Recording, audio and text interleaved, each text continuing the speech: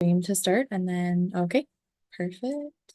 All right, I'll hand it over to you, Madam Chair.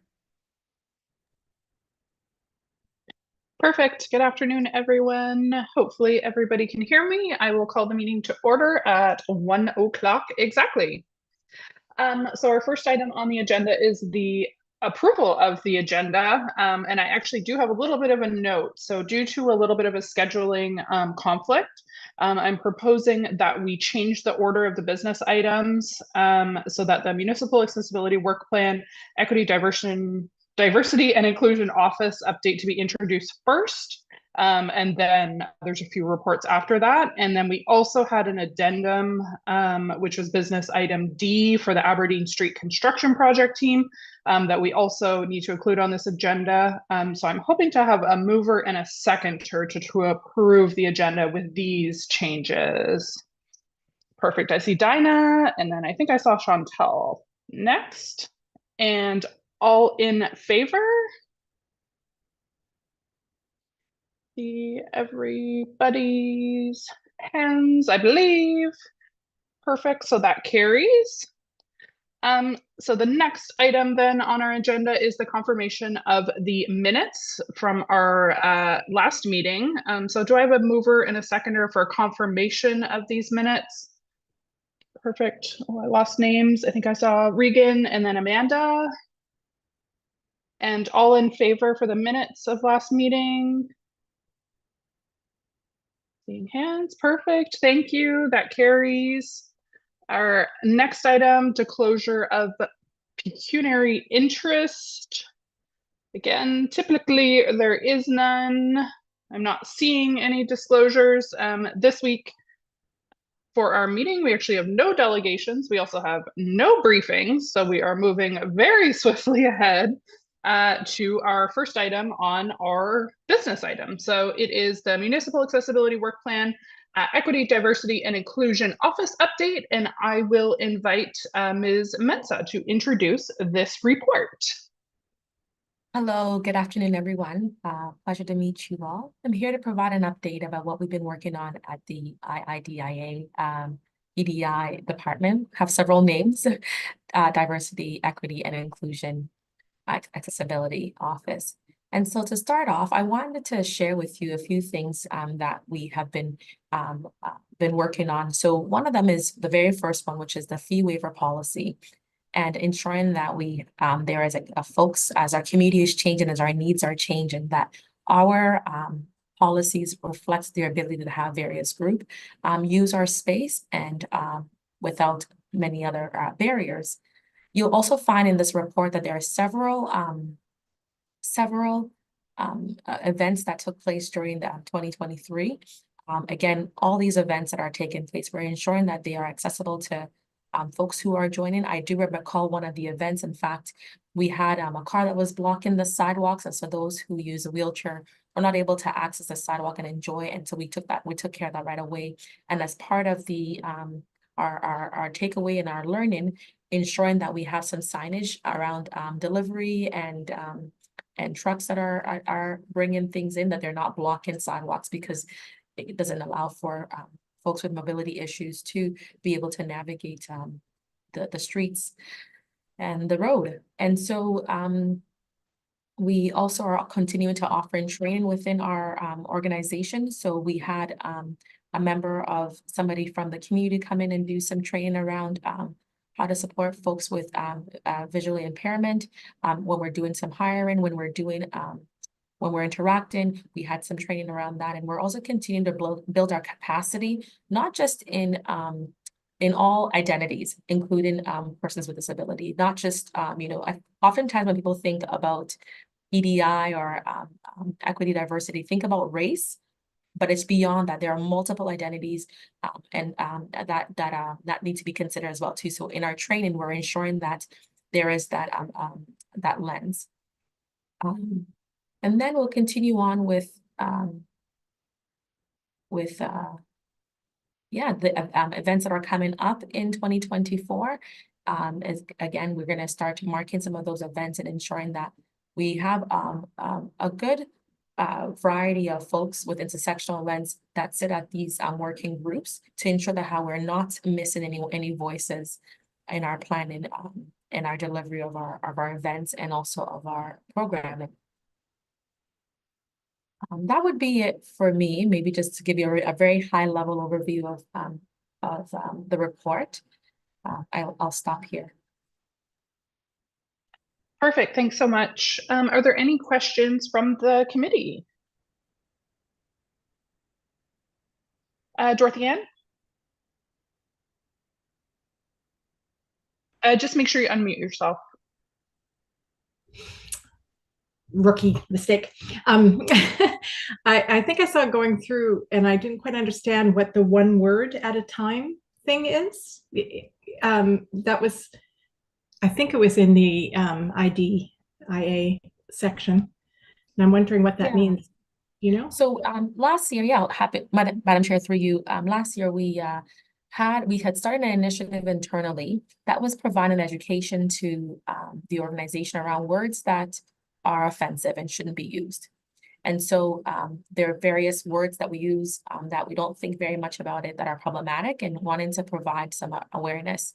We decided to stop that initiative because we recognized that it was important to train and help staff have a foundational knowledge of what indigenization, inclusion, equity, diversity, and accessibility is. So we put the cart before the horse in a way. And so we scaled back on some of these programmings and some of these initiatives to ensure that we all have a foundational understanding of what equity, diversity, and inclusion is before we begin to build on top of our work. Thanks for explaining that. Of course. Okay, any other questions? Again, feel free to raise your hand or use the hand raise function.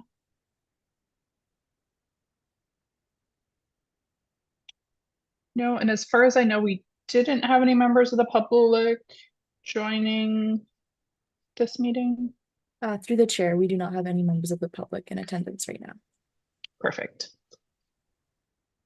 Oh, sorry, I see Megan's hand. Yeah, just had a question now.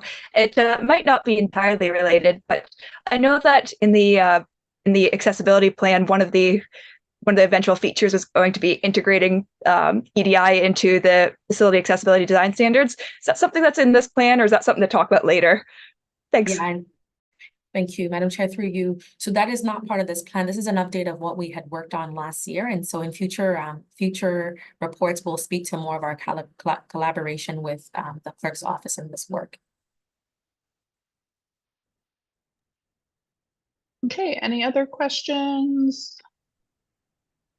Not seeing any. So again, that report was for information only. So we will move on to our next item. And I will invite Derek to introduce the 2023 Accessibility Plan Status Update. Excellent. Good afternoon, everybody. It's good to see everybody again. So just a quick overview of the report. For new committee members, this is something that comes every year. It is our annual update to the multi-year accessibility plan. This is something we are required to do under the Accessibility for Ontarians with Disabilities Act. It's important to note that 2023 was the first year of this new multi-year plan. It also coincides with the first year of a new term of council. They technically started in November 2022, but during the year 2023, was also the time they worked to put together Kingston's strategic plan for this current term of council, which runs until 2026. In the plan update, it's noted the accessibility considerations that are foremost in the strategic plan as part of also what Vanessa mentioned, the idea of indigenization, inclusion, diversity, equity, and accessibility. So that's covered in there and just sort of sets a path forward for staff for the next 3 years. So that'll work in coordination with the multi-year accessibility plan. Quickly, some highlights from 2023 in terms of accessibility achievements. I'd like to highlight the partnership that the city undertook with the Bloom Skills Center in creating the community cafe to help provide job training skills to young adults with disabilities. They also were recognized through the Celebrating Accessibility Awards. There was work done at special events to include accessibility considerations, particular notice of creating low sensory areas at events as well. There's been significant work done through 2023 and continuing this year on the improvements to the city website to accessibility. It'll be completely relaunched. A big focus is less reliance on PDF content and more based on HTML content, which is better for screen readers. Checking two more items to highlight are the creation of the new transit stations that are significantly larger and have better turning radius, better clarity in terms of sight lines, and bariatric seating, so improvements for a lot of accessibility considerations. And lastly, additional staff resources were added this year for winter maintenance with a focus on ensuring sidewalks and pedestrian pathways are cleared in a more timely manner. This also includes a complete review of the city's sidewalk network for maintenance as well. So a full catalog has now been existed of conditions and will work over the next few years to make the necessary improvements and repairs, starting with the areas in the most need. So the next steps for this report is I'm happy to answer any questions, and assuming that the committee is pleased with the report and gets approval, it will go to council for the next council meeting in March. And from there, will then be posted to the city website for the public's consumption. So with that, Madam Chair, I'm happy to answer any questions or receive any feedback. Perfect. Does anybody have any questions for Derek on this item?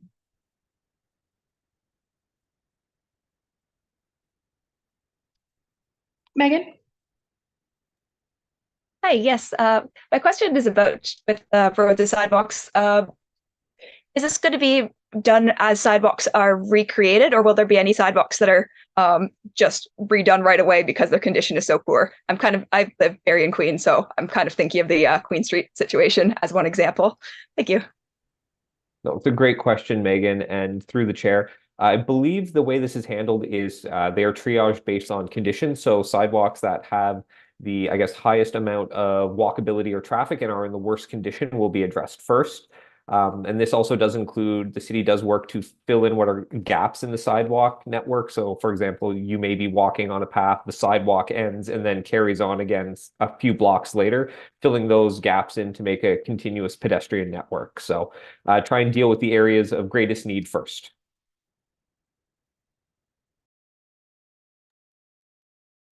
Any other questions for Derek? I see Penny.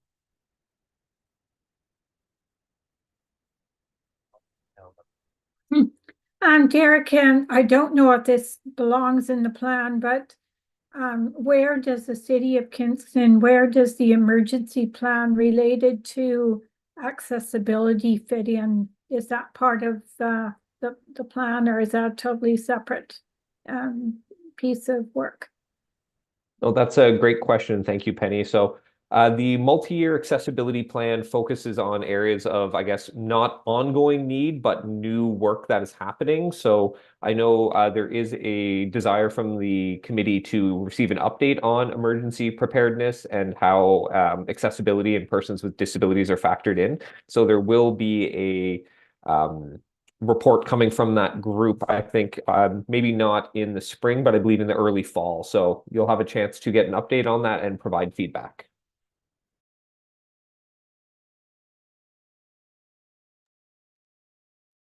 Great, thanks. And Dorothy Ann was next. Hi, just a quick question. I think I saw in this report about Kingston Transit being able to update their cards online, like to add money to them so you don't have to go to a storefront. But the passes for like a few rides, like 6 passes or whatever, they're on cardboard and you can't actually see how many rides you have left on that. So I'm just wondering, I find that a disincentive to use transit because I don't travel all the time, but I have the little pass card and I've got no way of knowing whether or not I have enough on my pass to get places. Is that part of the evaluation, or it's a small point that it just kind of makes life challenging? No, that's a great point, Dorothy Ann. I don't have the answer to that. I believe on certain cards you are able to check your balance in a way, but I will follow up with Kingston Transit and I will send you the answer in an email. Thank you so much. It's just on the multi-use passes that there's no way to tell. Thanks. Excellent. Okay, and then I see Andy. Yes, for the sidewalk clearing repair triage, where does the city obtain information about the sidewalk repair and accessibility that it then uses for the purposes of this triage process? So I may just seek a question of clarification and hopefully a simple nod here. Are you referring to how sort of what the method is the city uses to determine the state of the sidewalk? Sort of what is the requirement for repairs? Yes, or to further that, how do I, as a member of the city with accessibility needs, let the city know there is a section of sidewalk that is blocked by snow so that they can respond before the snow melts, preferably? Certainly, so I can answer both of those. In terms of the proactive work, what is done is it's actually, I believe, a golf cart type setup that drives along and does a like ground scan of the area along with the visual inspection. But I think more importantly, how can a member of the public sort of report a sidewalk condition that requires repair? So that can be done through the city's called My Kingston. It's the customer relationship management software, or CRM. So it's basically on the city website, and it's sort of, you can report a problem, and that's where you can put in the details and staff will respond to it. I can share a link to that information or have Christine do that to the committee as well.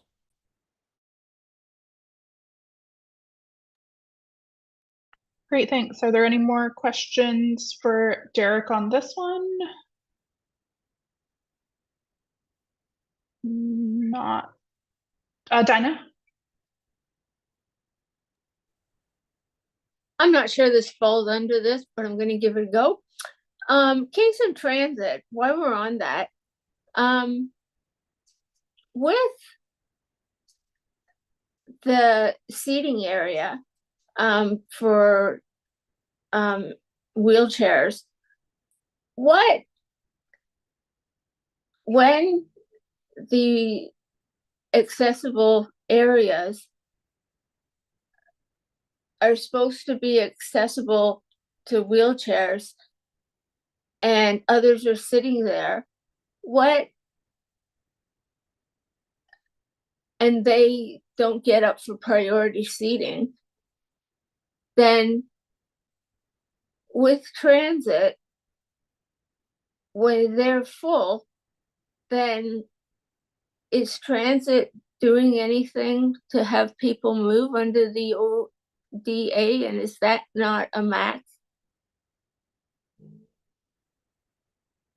Like, who, it's not coming out right. I think I know what you're asking, Dinah, Okay. though, so maybe I can try and answer Yeah. and then. Yeah. No, so I actually looked into this the other day. The city does have, through Kingston Transit, a courtesy seating policy. So it provides priority on who is to have access to those seats. So it's first persons with mobility limitations, then passengers with disabilities and seniors. So it says rather boldly in the policy, customers using wheelchairs have priorities in the seating area, and then all passengers must vacate these seats when a person using a wheelchair requires this space. So the difficulty comes in enforcement, and we understand that that should not be on the users, but Kingston Transit drivers are provided training where they are to request that passengers vacate when a person with a disability or person using a wheelchair or mobility device requires the seat. So if there are difficulties there, it may just require more education with drivers and more education with the public. But the policy does state that preference is to be given to people who need to use that space. And that's what I thought, but more and more wheelchair users are getting left. So what can we do? Anything back, or what? Where does the onus fall? Like, what is Max? Does Mac have some education to do, or does that fall on Kingston Transit? I would say the responsibility falls on Kingston Transit, and staff from Kingston Transit will be attending a future meeting of MAC. So Diana, I would highly recommend making those comments directly, but I will pass them along after the meeting as well. Okay, thank you. You're welcome. Okay, and I have a question from Amanda. Yeah, and just to follow up on that, I know that we're talking about it's the onus of the drivers and that really need to enforce that. Whether we get on first, I think that's always been an issue of as a wheelchair user, do we get on first or does everyone flood the bus? Or does everyone flood the bus while we're trying to get off kind of deal, right? I think for me, and I don't know if we can bring this to next transit, and I'm looking forward to them being on this committee, but also talking about making the signs even bigger, or having something at Queens when it comes to transit, that kind of stuff. Like I'm thinking in a package about priority seating because I find it such a big issue and people make a fuss all the time when we're trying to get on. And like Dinah said, that we're getting left behind. Like the driver's not telling the people on the bus to move backward. And it's happened to me. I take transit every day. It probably happens to me at least twice or 3 times a month that I get left behind and get told to wait for the next bus. So anyways, I was just want to bring up those suggestions and if that could be brought over to transit. Well, certainly, Amanda, I do appreciate those comments and I will pass those along as well. Okay, and then I have Chantel. Can you hear me? Great. I would just like to add that I grew up little girl in the 80s. My mom, she wheelchair, scooter. And from my observations, just growing up with my mom with these needs, is when it comes to transit, it really does come down to the bus driver managing the people on the bus.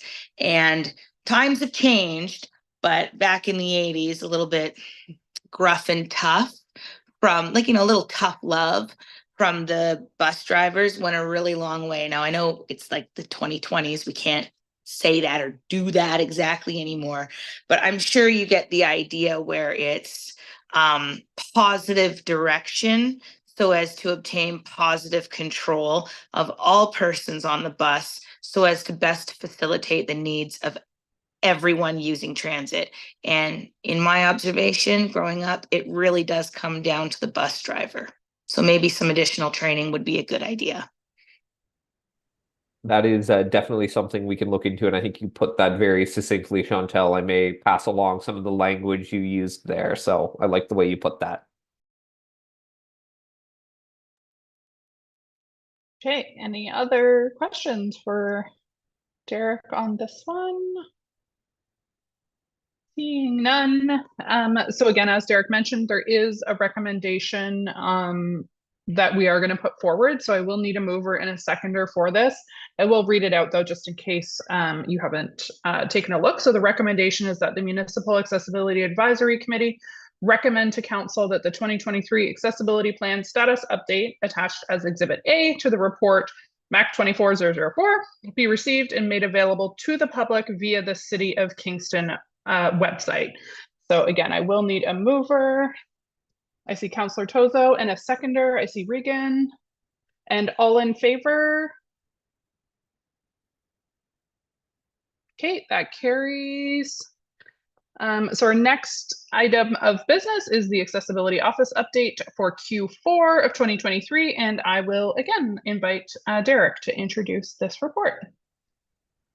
Thank you, Amy, and happy to speak to this report as well, which I believe all members might be familiar with. This is the quarterly update on the work of the Accessibility Office. So looking at the inquiries from our customer management system, inquiries were down in the fourth quarter of 2023 compared to the third quarter of 2023. We found that the trend from Q3 2022 and 2023, they were exactly the same. So there was a lot of consistency there. We're also seeing just overall over the last couple of years, there's an increase in the number of inquiries sort of across all quarters. And we don't necessarily find that to be a bad thing. It may be a case of people are becoming more aware of the ability to report barriers and then allow us to address them. So it's kind of a mixed situation. It might be identifying that we're not sure if there's an increase in barriers or people are just more willing to report them and let us know. So with that, though, the consistent trend has been parking as the major area of inquiry across a couple different areas, one being inquiries about people contesting tickets, whether or not that was they had they have a pass, but it wasn't displayed properly or it wasn't visible, or people reporting illegal parking in accessible spaces or parking barriers. And still continuing to a big category are people who may be unaware of the fact that Kingston, you are required to pay for accessible parking spaces. I know that is a topic of much discussion and is being reviewed as part of the city's review of its parking system. So with that, I'll also point out there was one additional increase in the building category. This can be directly related to the construction work at the Kingston Center and the Loblaws there. There were some issues of access, and although it is private property, a resolution was able to be obtained to ensure that there was easier access and in an accessible fashion for people coming from the Elmwood Street area to access the Loblaws. I've traversed that section very often myself, so it's a good improvement for the community. We've also noticed an increase in inquiries in recreation and leisure, primarily concerned to physical accessibility of operation of door buttons, their availability, and whether or not they're operating. So we continue to work with staff on having those addressed in a timely manner and making sure that the person who puts in the inquiry receives a response about when the service has been improved or added. So with that, there's not too much else to report on in terms of activities from the fourth quarter. And with that, Amy, I'm happy to take any questions. Perfect. Thanks so much. Any questions? I see Councillor Chozo. Thank you, Madam Chair. Through you, Derek, great job as always. I'm just curious, do you know when that parking, I know it's an overall review by bylaw and they're really, really busy. Do you know when that's going to come to council? Do you have any ETA? I'm afraid I do not have an ETA on that, Councillor Chozo. I believe it just is happening in 2024, but I can do further inquiry and report back to the committee. Oh, no rush. I'm just curious. Thank you. Any other questions for Derek on this report?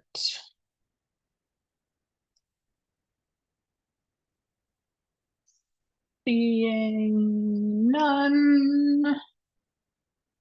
One more quick glance. I think I see everybody. Okay. So again, this report is for information only. So we will actually just move on to our final business item, which is appointments to project teams. So Christine had sent out an email earlier on because there are so many project teams that we were looking for members on, which I believe were because of old members going off and we needed to replace them with new members. So because there was quite a few, we did get quite a few volunteers. So I am basically going to list them as we go through because there are still some that we need volunteers for. And then at the end, we can kind of confirm all of them. So I'm just going to start at the top. So we had the public art program and Penny Bennett had volunteered for that one. So that was the only appointment we needed. The next one is the accessible parking spaces, and we still need 2 volunteers for that one. So I do see Megan and I saw Amanda. Those were our first 2. So thank you for that. Our next one was transit stations, and Megan was the volunteer on that one. The City Hall exterior signage, we were looking for 1 appointment, and I have Sadie on that one.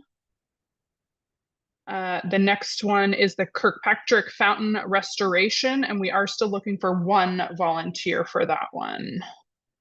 I see Dorothy Ann. Perfect, thank you.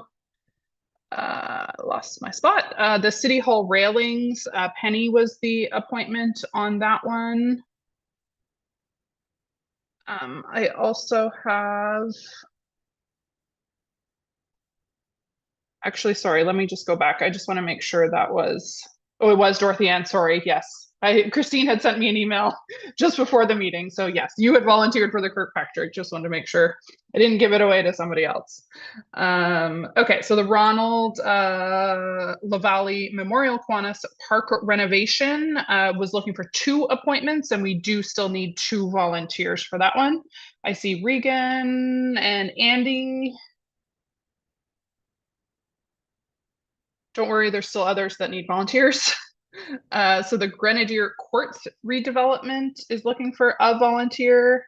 Chantal, I see your hand up. Is that okay for you for that one, or? Yeah, okay, perfect.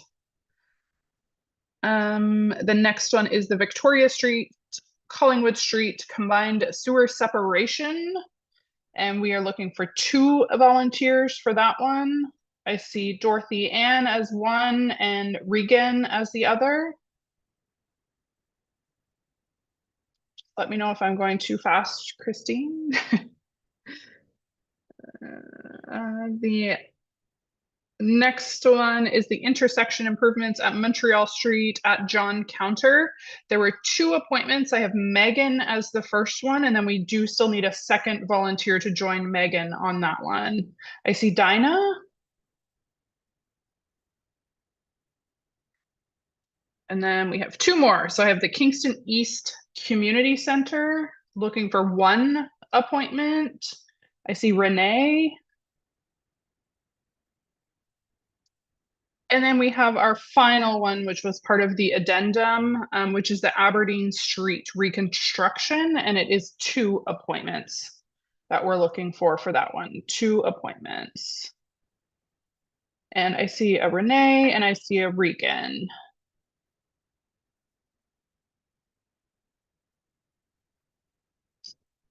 And I think that is all. And so we will need a mover and a second. Oh, does somebody have a question or no? Councillor Tozo, do you have a question? Yeah, thank you, Madam Chair, for you. Could I just get the date of the meeting for the Ronald LaValle one? It's a big reconstruction in my district, and and if clerks could let me know, I might attend the meeting when that's scheduled. I won't vote or anything. Okay. Through the chair, yes, I can pass along that information, Councillor Tozo. Thank you. Much appreciated. Okay, so for all of those appointments, we'll just need a mover and a seconder then to approve all of them as stated. So I see Councillor Tozo and then seconded by Amanda. Was I think the first I saw. And so all in favor on all of those appointments. Perfect. Thank you all for volunteering. Again, usually every meeting there's other projects to volunteer on. So if you missed out on this one, have no fear. There will always be projects coming up. And so motions, we actually have no motions. We have no notices of motion. 10 is other business. Is there any other business to add? I don't think I had heard of any. We also received no correspondence.